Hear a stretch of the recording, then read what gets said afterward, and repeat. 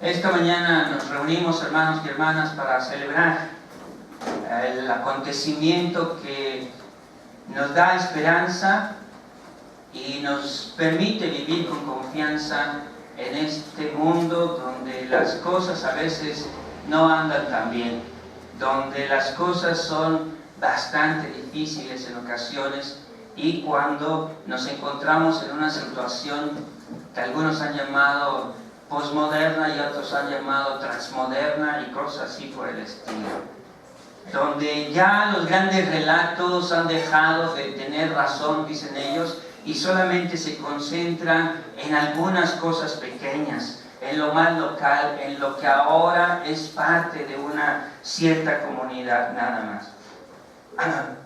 Pero a pesar de ello, nosotros nos encontramos aquí celebrando un acontecimiento que nos ha dado, repito, esperanza y confianza para vivir aquí. Jesús fue muerto en la cruz, fue sepultado, de acuerdo con lo que nos dice el Evangelio de Juan, bajado de la cruz, llevado al sepulcro que estaba cerca de allí, de ese mismo lugar, y fue puesto allí, esperando por causa de la preparación de la Pascua de los judíos. Y eso fue lo que hizo que se detuviera todo lo demás. Durante este tiempo, hermanos, los judíos tenían que estar guardando el día, porque era un día dedicado a Dios. No se podía hacer ninguna otra cosa más que eso.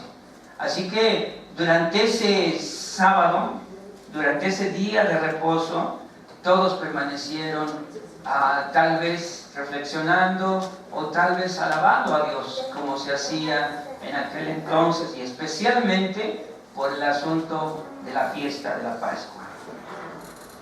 Así que el primer día, muy de mañana, esta María Magdalena llega al sepulcro, se levanta, parece ser, todavía está oscuro, nos dice la Escritura, y entonces cuando está llegando, ve quitada la piedra.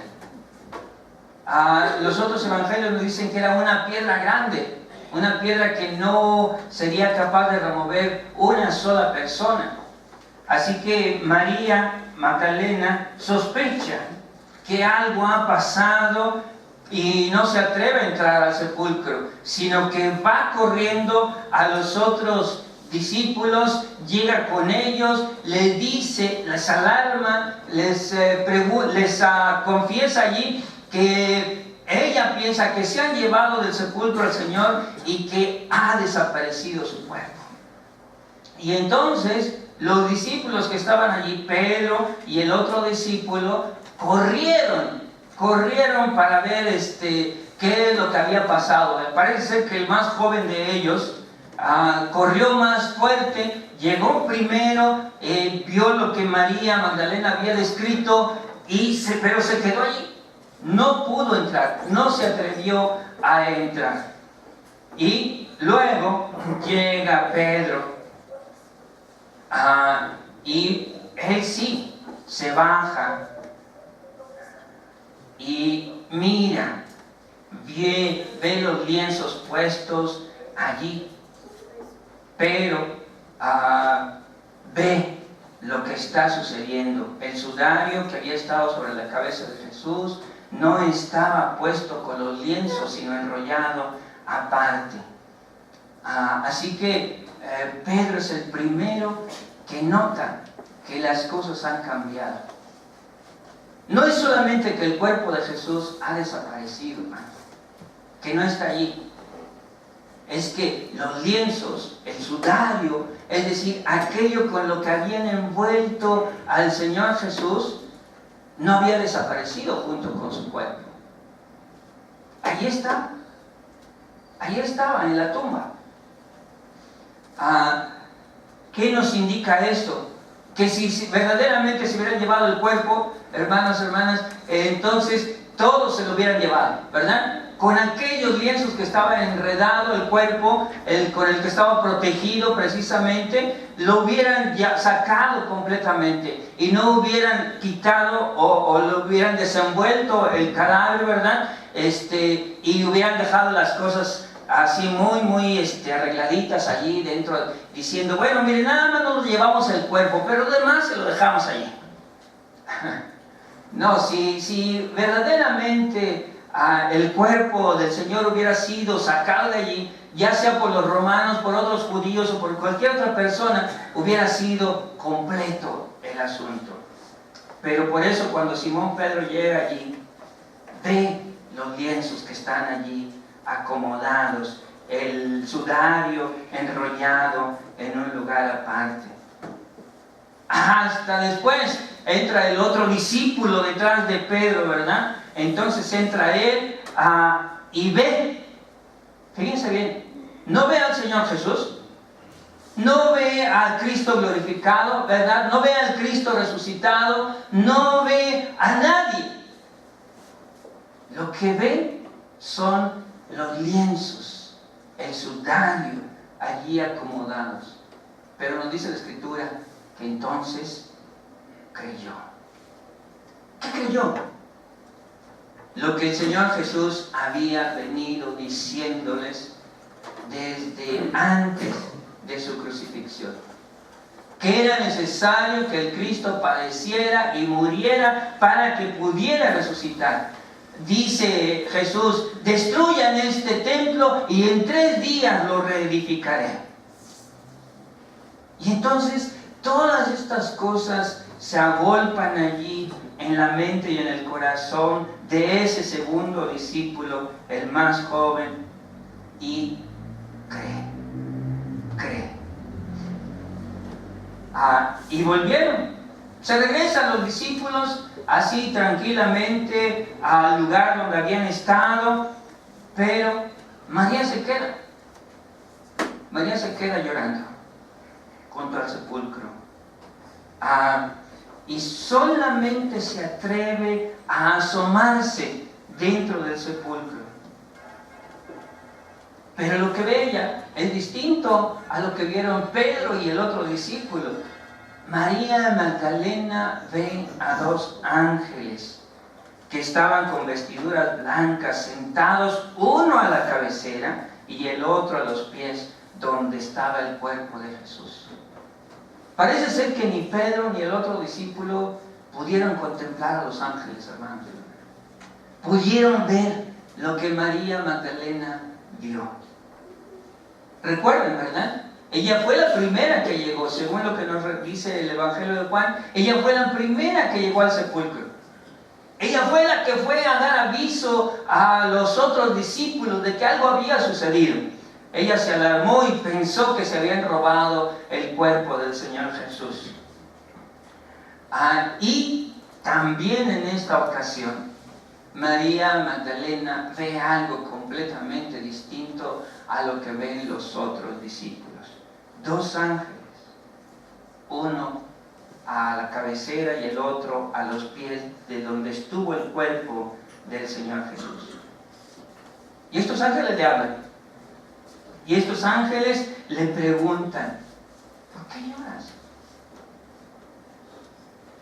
Cuando, hermanos, hermanas, alguien muy cercano a nosotros fallece, ¿qué es lo primero que ocurre con nosotros? Alguien a quien amamos entrañablemente, alguien a quien hemos tenido durante un tiempo o durante mucho tiempo en nuestra vida. ¿Qué es lo primero que hacemos cuando esa persona falta en nuestra existencia?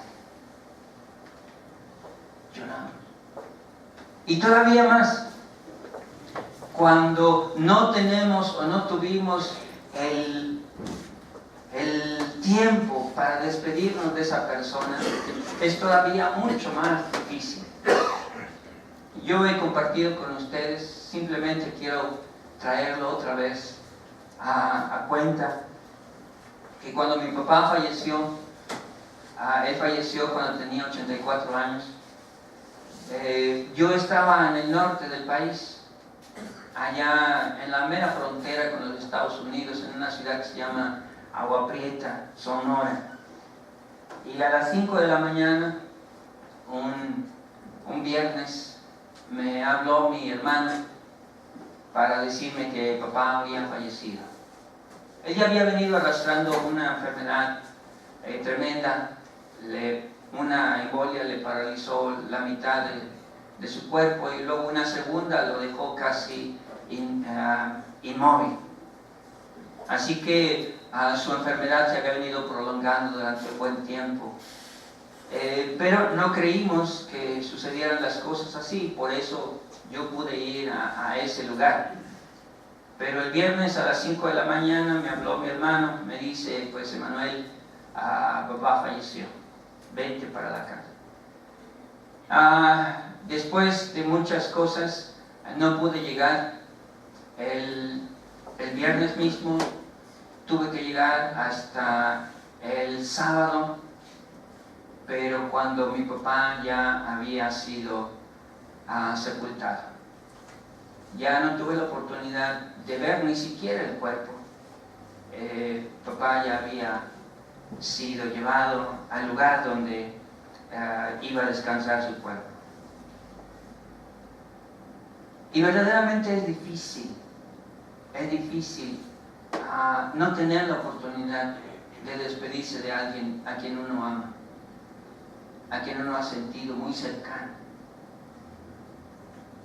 Pero lo que surge precisamente también son las lágrimas, especialmente cuando María Magdalena vio cómo lo bajaron de la cruz, cómo lo envolvieron en el sudario, cómo le pusieron los lienzos, cómo lo metieron al sepulcro, cómo estaban esperando al siguiente día para ir y embalsamar el cuerpo del Señor Jesús. Y cuando llega, el cuerpo no está.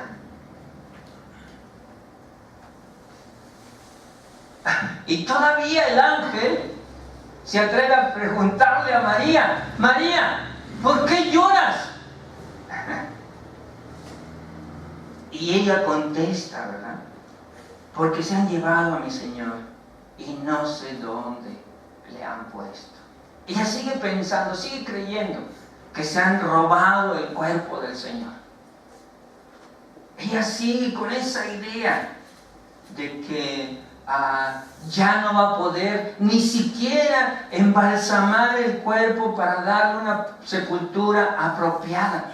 Recuerden, ¿verdad?, que estaba llegando el día de reposo para los judíos, que esa tarde ya cuando estaba bajando el cuerpo del Señor Jesús, ningún judío iba a poder hacer ninguna otra cosa más. Así que estaban esperando, tal vez con ansiedad, que llegara ese otro día para ir y apropiadamente embalsamar el cuerpo del Señor Jesús y dejarlo en su lugar final. Así que dice María, es que se han llevado a mi Señor y no sé dónde le han puesto. Pero cuando se vuelve María, vio a Jesús que estaba allí. ¿Recuerdan? Había visto 2 ángeles. Los ángeles le preguntan, ¿por qué lloras? María contesta, de pronto se vuelve, ve a Jesús que estaba allí, pero no lo reconoce. Y Jesús le da, dice un autor, le da un título a María Magdalena, mujer. Mujer. Porque a veces consideramos, ¿verdad?, que en culturas como la nuestra, la mujer no tiene un mayor valor. A veces hemos, ¿verdad?, escuchado en este mes que pasó el asunto de la violencia contra las mujeres, cómo las mujeres no solamente son a veces el objeto o la persona que sufre abuso emocional, abuso físico, abuso psicológico, etcétera, etcétera, etcétera. ¿Por qué? Porque en culturas como la nuestra se considera en muchas partes, todavía en este tiempo, que la mujer es una persona de menor valía que cualquier hombre.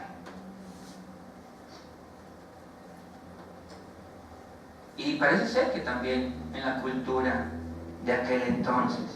Por eso Jesús le da un título a María Magdalena. No le habla por su nombre. María Magdalena había andado con Jesús. Jesús la conocía, ¿verdad? Se conocían mutuamente. Parece ser que María Magdalena precisamente era una de las primeras discípulas de Jesús.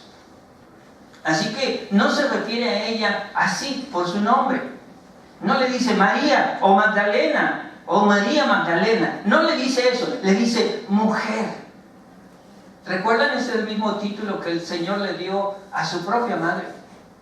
Allá en las bodas de Caná, cuando María se acerca a Jesús y le dice, oye Señor, Jesús, este hijo se les acabó el vino. Y Jesús le dice, mujer, todavía no ha llegado mi hora. No le dice, mamá, ¿qué pasó? No, ¿verdad? No le dice, María, oye, estoy aquí con mis amigos, no me molestes. No, ¿verdad? Le dice, mujer, todavía mi hora no ha llegado. Y este título, hermanos y hermanas, es algo que hace que precisamente a esa persona, a esas mujeres, Jesús ahora las pueda considerar desde otra perspectiva. Jesús le hace la misma pregunta a María. Mujer, ¿por qué lloras? ¿Por qué lloras? Y María tal vez tuvo la misma reacción, ¿verdad? De decir, ¿por qué me preguntan esto? Ya son 2 veces, ¿verdad? Me la preguntan estos que están allí en el sepulcro y me dicen, ¿por qué lloras? ¿Y qué no ven? ¿Qué no ven el dolor? Y entonces Jesús añade otra pregunta. ¿A quién buscas? Y algunos de nosotros podríamos rascarnos la cabeza y decir, ¿acaso no es obvio? ¿Verdad? ¿Acaso no es notorio? ¿Quién estaba aquí en este sepulcro? Nos dice la Escritura que era un sepulcro nuevo, donde ningún otro muerto había sido enterrado. Entonces no podía haber nadie más. Y por eso a María Magdalena, dice la Escritura, pensando que era el jardinero, el hortelano, le dice, Señor, si tú te lo has llevado, dime dónde lo has puesto y yo me lo llevo, yo lo cargo, yo lo llevo a donde sea necesario. ¿Por qué? Porque María Magdalena sigue pensando, sigue en su tarea de embalsamar el cuerpo de Jesús. Hasta entonces, Jesús se dirige a ella por su nombre. Le dice, María. Imagínense ustedes, hermanos, hermanas, ¿verdad? Está allí alguien que ustedes no reconocen, están tristes, están llorando, están pensando en que tienen que hacer una tarea específica y si no la completan, entonces tal vez las cosas no estén verdaderamente hechas. Así que de pronto están allí tal vez con la mirada baja, ¿verdad? Diciendo, Señor, si tú te lo llevaste, por favor, dime dónde para que yo lo traiga y pueda hacer mi tarea. Y de pronto escuchan su nombre y reaccionan. Y María le pasa lo mismo. ¡María! Y entonces a María se le abren los ojos y le dice, Maestro.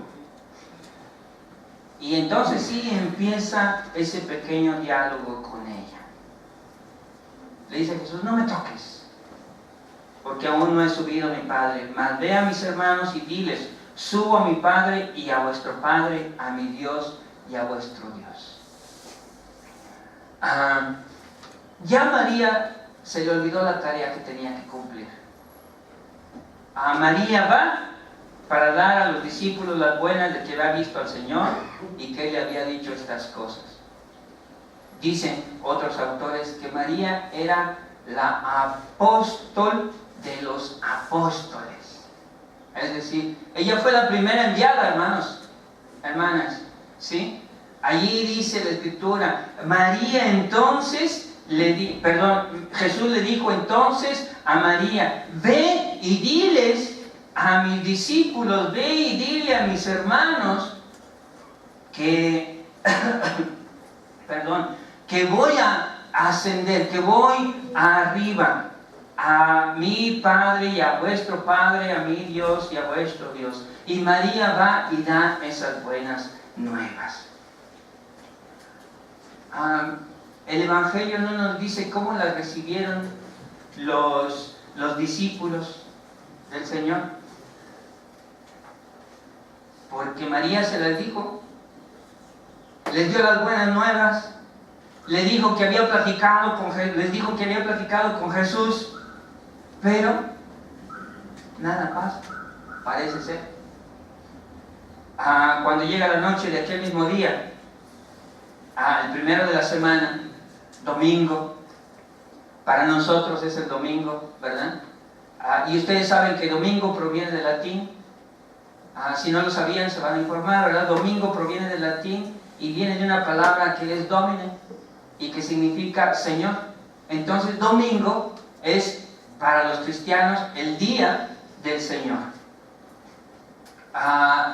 El lunes, nuestra semana, ¿verdad?, está dedicado a la luna, de acuerdo porque nosotros seguimos el calendario romano, ¿verdad? Entonces, lunes, luna, martes, Marte, miércoles, Mercurio, jueves, Júpiter, ¿verdad? Viernes, Venus, ¿sí? Y donde cambia es el sábado y domingo. Sábado es el día judío de reposo, el Shabbat, y el domingo es el día del Señor. Hermanos, así que cuando están en este primer día de la semana, estando las puertas cerradas, de pronto está Jesús allí con ellos. Se pone en medio y les dice, paz a ustedes. ¿Qué es lo primero que hace Jesús? Les muestra las manos, nos dice Juan, y les muestra el costado. Y entonces los discípulos sí se regocijan viendo al Señor. Y sigue el diálogo entre ellos, entre los discípulos, entre el Señor Jesús, y de pronto el Evangelio nos dice que allí terminó el asunto. No hay nada más. No hay grandes expresiones de salir a las calles y publicarlo y decirlo y contarlo, no. Nos dice que había entre ellos alguien que ha pasado a ser el santo de los incrédulos. ¿Quién es, hermano? Santo Tomás, ¿verdad? El santo de los incrédulos. ¿Por qué? Porque Tomás no estuvo allí. Y entonces los discípulos de cuenta le narran, dice, hemos visto al Señor, y entonces dice Tomás Dídimo, no, miren, a mí no me vengan con esas cosas. Si yo no meto mi dedo allí en las heridas del Señor, no voy a creer absolutamente nada. ¿Por qué, hermano? Porque no cualquier día resucita uno de sus amigos, ¿verdad? ¿O sí? Como si resucitaran cada semana, ¿no? Sí, ya resucitó. Qué bien, qué bien. No, ¿verdad? La resurrección no era algo común. La resurrección no era algo cotidiano. Entonces, cuando llega los discípulos y le cuentan a Tomás, Tomás dice, oigan, por favor, ¿verdad?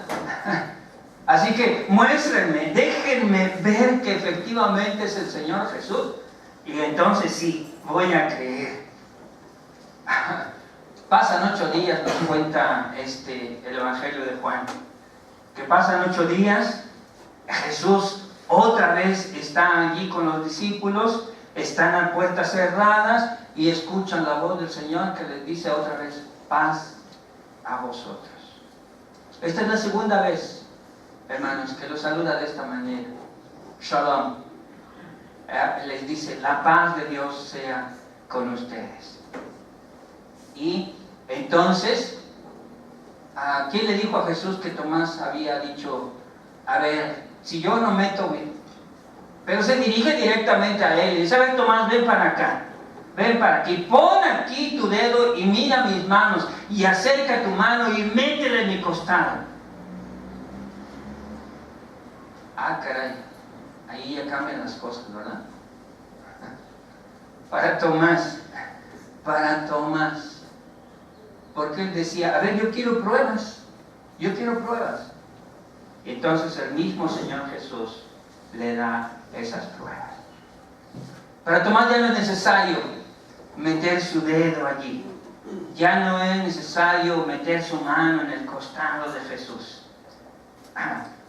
porque entonces lo reconoce como su Señor y como Dios. La palabra para Señor, hermanos, en griego es Kurios.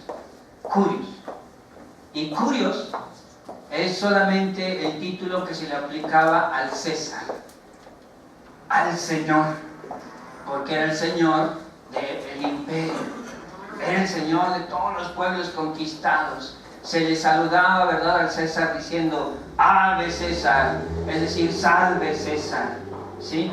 Y entonces en griego, Kurios reflejaba ese mismo título, digno para los políticos, para el más encumbrado, en este caso, el César. Pero Tomás lo reconoce como su Señor, es decir, como el Rey que gobierna ahora su vida.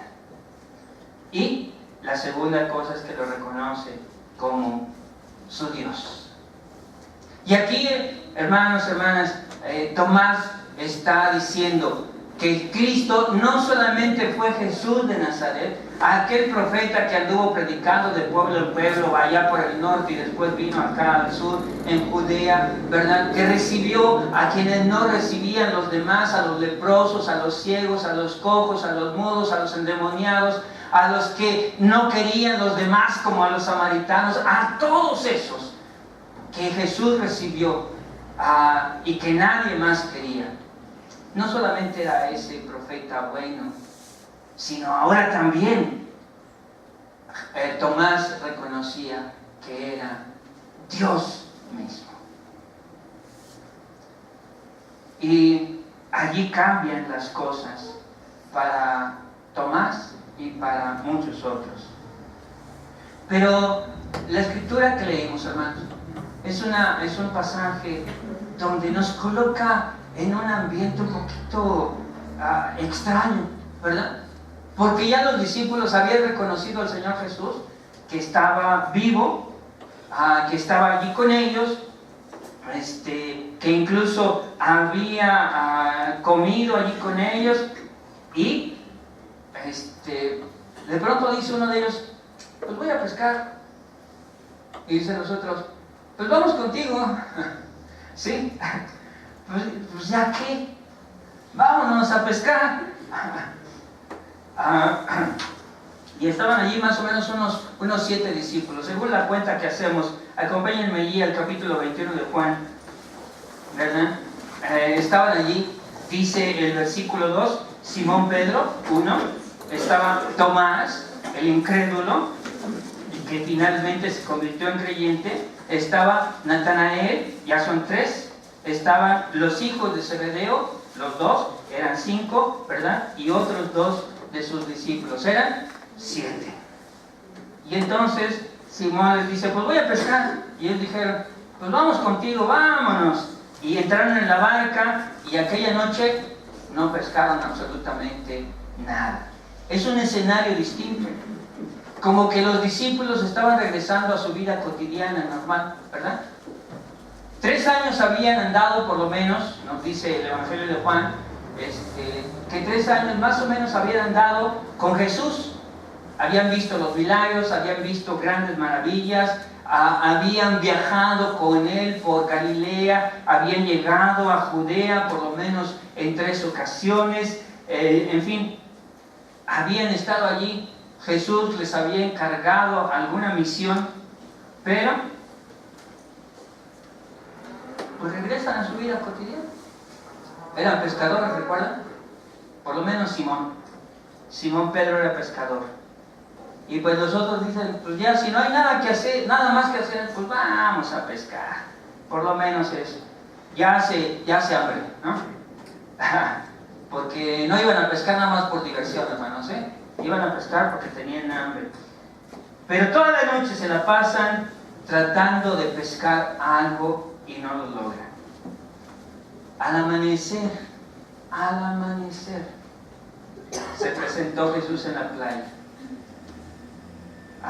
Pero nada más escuchan, ven a alguien que está allí en la playa, ellos están en la barca, en el mar, ¿sí? Y les grita, hijitos, ¿quieren algo de comer? Y ellos desde la barca dicen, no hemos pescado nada, nos hemos pasado toda la noche aquí. Y entonces Jesús desde allá, ¿verdad?, desde la playa le dice, están pescando del lado incorrecto, los peces están del otro lado. Porque les dice, echen la red del otro lado de la barca. Y allí entonces iban a pescar. Y entonces los discípulos dicen, bueno, pues ya nos hemos pasado toda la noche de este lado, ¿verdad? Pues ¿qué más da? Vamos a echarla del otro lado. Algunos de nosotros nos pasamos así la vida, ¿verdad? Pescando donde no se puede y donde no hay. Algunos de nosotros estamos, no, es que esto tiene que salir, esto tiene que salir, esto tiene que salir. Una vez más. ¿Verdad que sí?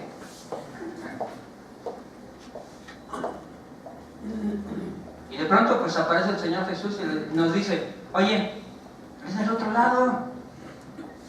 Ya te pasaste toda la noche intentando por ahí. ¿Por qué no haces algo distinto? ¿Por qué no haces algo diferente? Échala del otro lado. Echa tu red del otro lado. Y cuando la echan del otro lado, ¿qué sucede? Se llena de peces. Dice el Evangelio que más o menos eran 153 peces enormes, grandes, y que por la experiencia que tenían, pues una red, y con esa cantidad de peces, se rompía, no podía soportarlos, pero nos dice que aguantó la red. Y de pronto allí nos dice que el que está en la barca, el discípulo amado,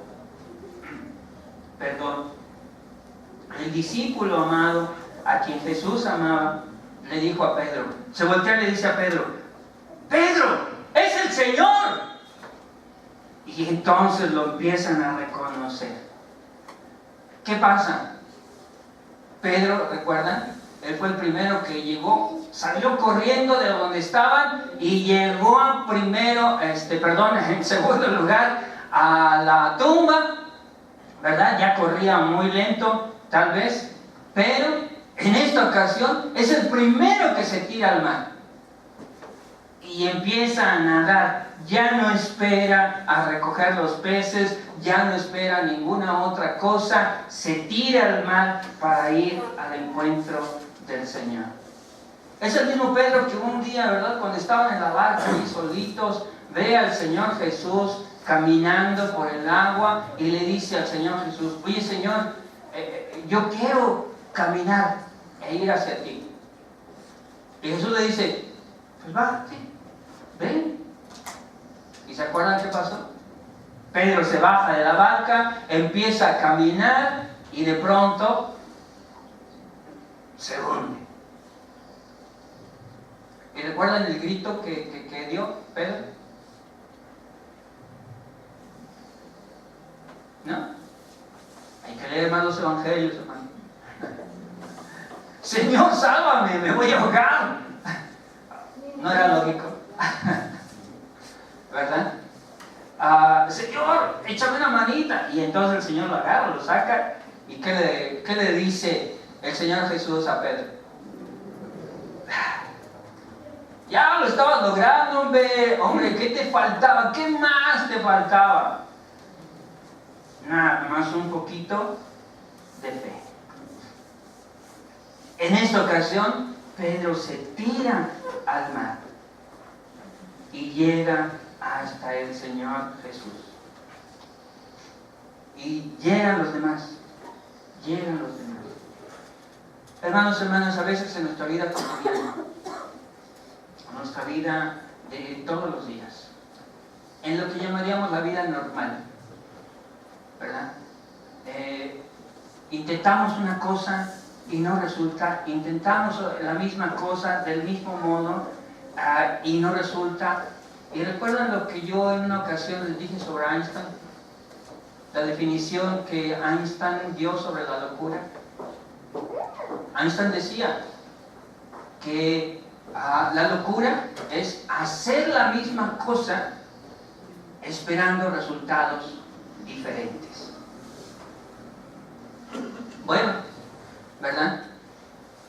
Nos ponemos a hacer la misma cosa y la hacemos así, decimos, así va a resultar. Y luego, otra vez, no, es que así va a resultar. Hacemos lo mismo una y otra vez. ¿Y qué sucede? Pues nos volvemos locos. ¿Por qué? Porque si hacemos lo mismo y creemos que va a resultar de manera distinta, nos estamos volviendo locos.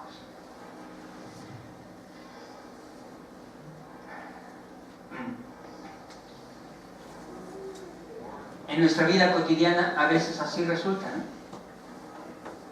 Hacemos lo mismo creyendo que vamos a obtener resultados distintos.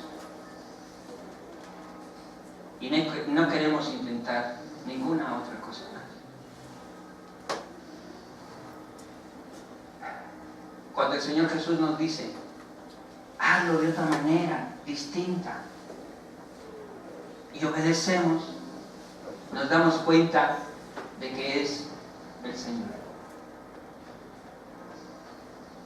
En tu vida cotidiana, si las cosas no han resultado, si cada día te esfuerzas y haces lo mismo, de la misma manera, esperando a que tenga resultados distintos, escucha la voz del Señor, que te dice, hazlo de manera diferente. Y te vas a dar cuenta de cómo son las cosas. Y entonces podemos decir, ¡es el Señor! Pero cuando hacemos las cosas una y otra vez de la misma manera, siempre esperando obtener resultados distintos, entonces por supuesto lo que vamos a decir es, Señor, ¿por qué no me salen las cosas? Señor, ¿por qué siempre estoy así? Señor, ¿por qué esto? ¿Por qué aquello? ¿Por qué estoy en esta condición? Pues claro, porque siempre estás haciendo las cosas de la misma manera, esperando obtener resultados distintos. Pero cuando el Señor nos permite hacerlo desde otra perspectiva, entonces podemos abrir los ojos y decir, es el Señor, ahora sí. Ahora sí.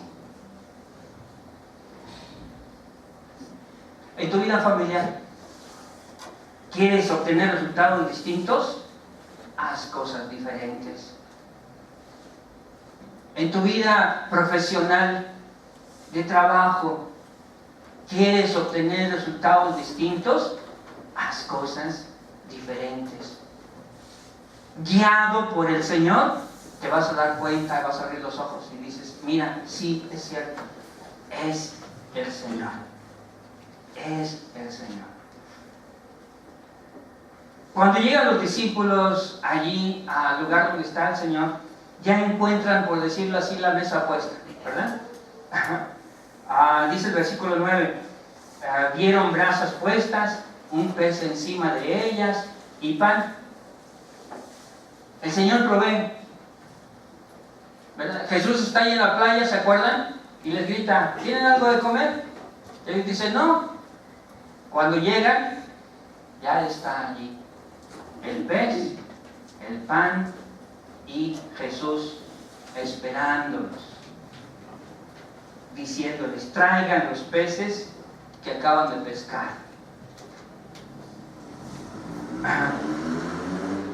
Y Jesús les invita y les dice, vengan, coman. Vengan, coman.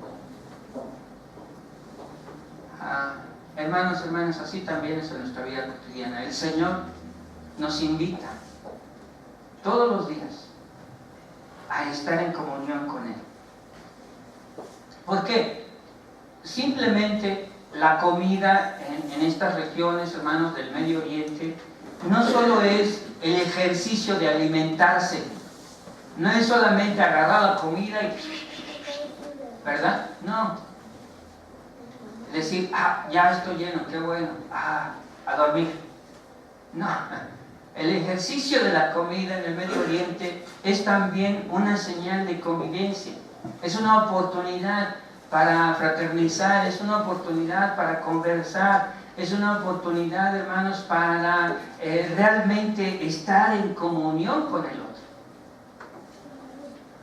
Así que cuando el Señor les invita a comer, no solamente les dice, satisfagan su hambre, ándeles, allí les preparé ya un pez y unos panes.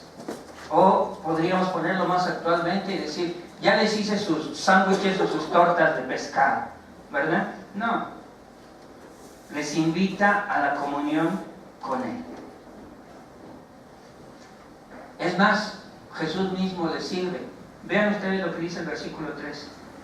Vino pues Jesús y tomó el pan y les dio, y asimismo del pescado. Jesús mismo les sirve. ¿Recuerdan lo que hizo el Señor Jesús la noche en la que fue arrestado previamente? Lo mismo. Tomó el pan, lo partió, lo dio a sus discípulos, les dijo, tomen, comen. Tomó la copa y les dijo, tomen, beban. El mismo Señor Jesús estuvo sirviéndoles. Aquí hace lo mismo. Y terminamos viendo que el Señor Jesús le dice a todos ellos que vengan, coman, pero ninguno de ellos se atrevió a preguntarle si era efectivamente el Señor. Ya lo habías visto, ¿verdad? Y en esta ocasión, pues ya era mucho más. Dice el Evangelio de Juan, esta fue la tercera vez que ya Jesús se había presentado a sus discípulos después de haber resucitado. Hermanos, hermanas, hoy celebramos con gozo, con alegría, que el Señor ha resucitado. Esto ocurrió hace 2 milenios, más o menos. Pero la presencia del Señor sigue manifestándose y sigue cambiando vidas. Sigue logrando que precisamente personas que no son apreciadas en la sociedad, en aquel entonces eran todos los enfermos, todos los no judíos, todos los que llamaban gentiles, todos aquellos que no eran considerados como verdaderos seguidores de Jehová. A esos llamó el Señor Jesús, a esos sanó, a esos recibió el Señor Jesús, a todos ellos. El Señor Jesús decía, pues los que están sanos no necesitan de un doctor. Los que están enfermos son los que lo necesitan. A esos he venido yo. En ese tiempo también es a quienes estamos, hermanos, hermanas, en esa necesidad de sanidad, de vida nueva, de renovación de la nuestra, ¿verdad? No que podamos decir, es que yo no he sido tan malo, es cierto, pero en ocasiones también necesitas renovar tu confianza, tu fe en el Señor. A veces estamos tan metidos en las tareas cotidianas de nuestra vida, como los discípulos pescando, que se nos olvida que el Señor resucitó, que se nos olvida que es el Señor de nuestras vidas, que se nos olvida que es el Curios de nuestra existencia. Estamos tan preocupados por el asunto económico, ¿verdad?, o financiero o familiar, que no hacemos otras cosas distintas. Y se nos olvida que allí está el Señor, que tal vez el Señor está allí, en la orilla, y nosotros estamos metidos en el mar, allí con la tarea, con la cabeza agachada, con la espalda, ¿verdad?, doblada, tratando de esforzarnos por sacar estas cosas a flote. Y se nos olvida que el Señor está allá, invitándonos a venir, a que estemos en comunión con Él. Porque cuando lo hacemos, nos damos cuenta que es el mismo Señor el que nos sigue, el que nos dice, toma, aquí estoy contigo. Así que abramos nuestros ojos, hermanos. Cuando abrimos nuestros ojos podemos decir, es el Señor. Es el Señor. Miguel, David, Rebeca, Betty, Ángeles, es el Señor. Alfredo, Ricardo, Armando, es el Señor. Y podemos decir entonces, sí, con plena confianza, es el Señor. Y tirarnos, ¿verdad?, al mar para encontrarnos con nuestro Señor y Dios. Y decir como Tomás, Señor mío y Dios mío. Y estar en comunión con Él. Vamos a estar de pie.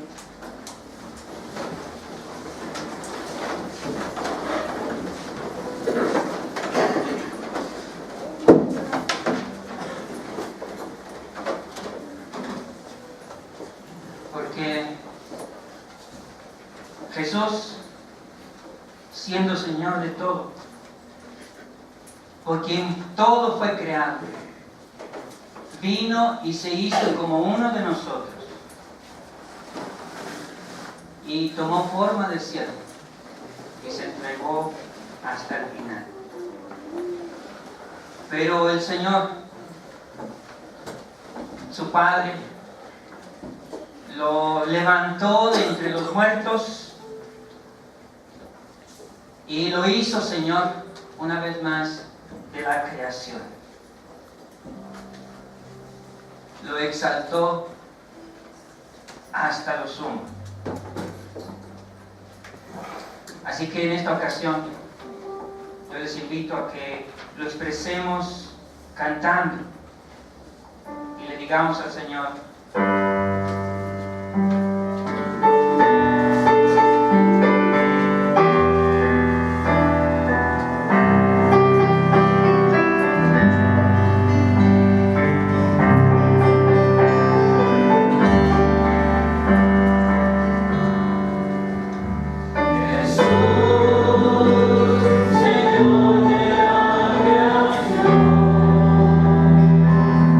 Siendo en forma de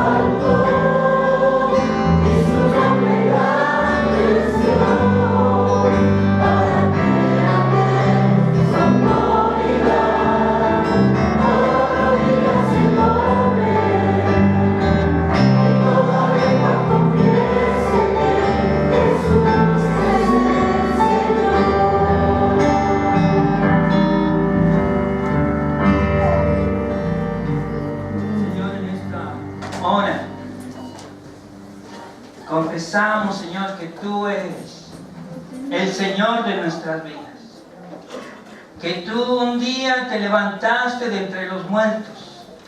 Que, Señor, hiciste con tus discípulos el gran privilegio, el gran honor, se los diste de conocerte, de verte resucitado, de poder hablar contigo, Señor, de expresar sus dudas, de expresar, Señor, su alegría, a veces también tímidamente sin querer acercarse a ti,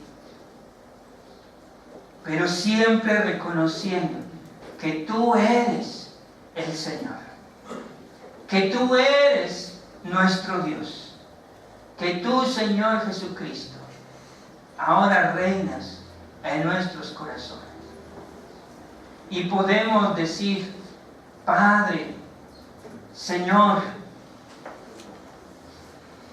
glorificado sea tu nombre, alabado sea tu nombre, porque tú, Señor, te levantaste de entre los muertos y ahora te encuentras aquí entre nosotros, siendo, Señor, estando con nosotros de manera real. Bendito seas. Te alabamos, Señor, y te glorificamos.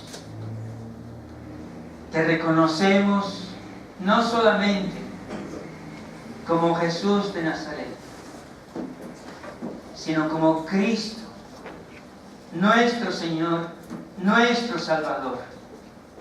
Bendito seas